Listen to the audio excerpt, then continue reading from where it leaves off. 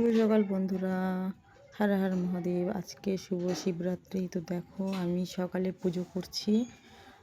আমি জানি না সঠিক নিয়ম, অনেক নিয়ম আছে, আমি যেটা বাড়িতে সবসময় করি আমি ওইরকমভাবেই করছি। দেখো তো মহাদেব, আমি এইমাত্র বেলপাতা দিলাম।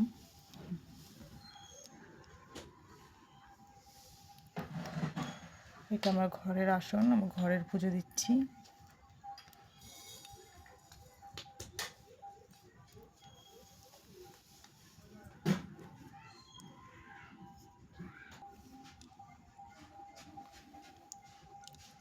ওম নমঃ শিবায়, ওম নমঃ শিবায়, ওম নমঃ শিবায়।